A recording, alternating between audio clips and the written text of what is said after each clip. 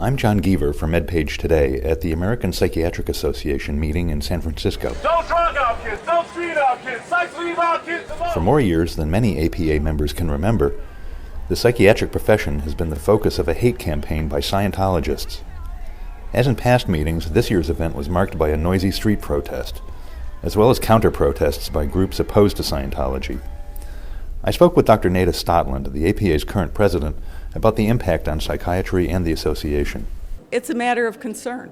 While we do have data showing that people increasingly believe in the validity of psychiatric disorders and increasingly believe they're treatable, still when a movie star jumps around on a couch and tells people that psychiatry is bad, we worry about the patients we're already treating who are watching.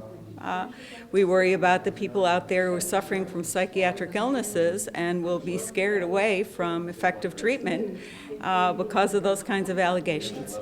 So what can the organization do? What has the organization done, and how effective has it been?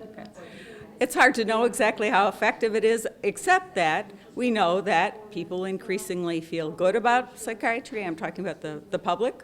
Increasingly think that diseases are real, and they don't think that if you're depressed, it's just because you're lazy or didn't pray enough or something. They understand it's a disease and it's treatable.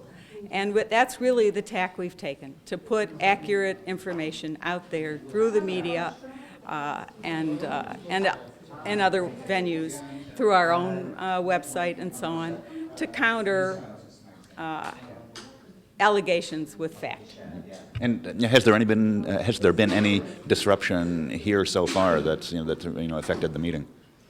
Well, we have demonstrators marching up and down in front of our meeting. We're used to that, I'm afraid, all over the world, as a matter of fact, as I've traveled the world this year.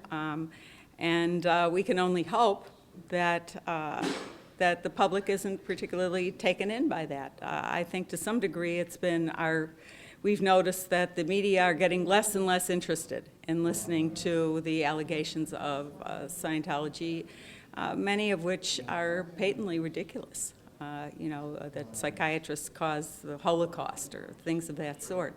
And so it doesn't cause as much disruption, I would say, as it had in years past when that was the first time we had people marching up and down. I mean, there's no other medical specialty I know of that has its own particular dedicated hate group. And there's no other medical specialty in which people are already stigmatized and afraid as much as they are of psychiatry. So it's a very unfortunate conjunction of those two things. In San Francisco, I'm John Geaver, MedPage Today.